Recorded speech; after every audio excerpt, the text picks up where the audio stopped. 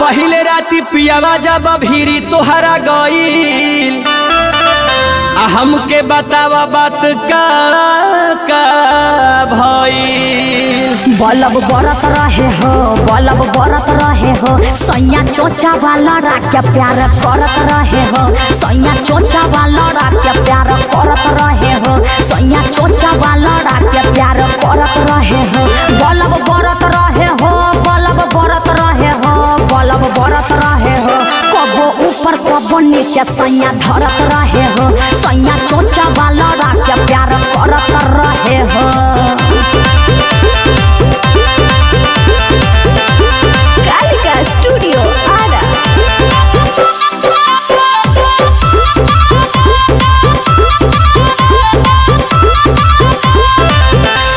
अरे बोला बोला पलंग कैसे हिला, मजा आइल?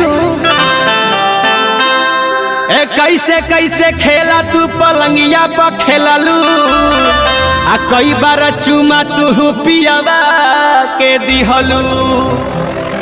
पलंग हिलत रहे हो, पलंग हिलत रहे हो, बाकी चोर चोर करे मजा मिलत रहे हो, बाकी चोर चोर करे मजा मिलत रहे हो, बाकी चोर चोर करे मजा मिलत रहे हो।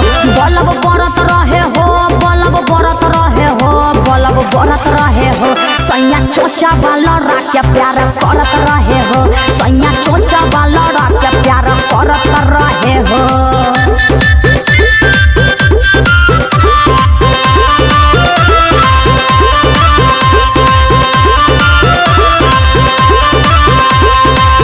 अरे सुना सुना और बतावा का भाई, बोला बोला। अरे भोरे वाला बात तनी हमके बतावा, दीपक तिवारी अरवा के जोनी तरसावा।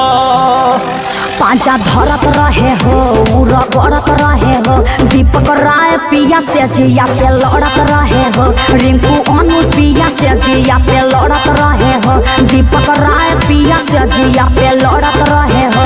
बलब बरत रहे हो, बलब बरत रहे हो, बलब बरत रहे हो, सैया चोचा वाला राख्या प्यार करत रहे हो, सैया चोचा वाला राख्या प्यार करत रहे हो।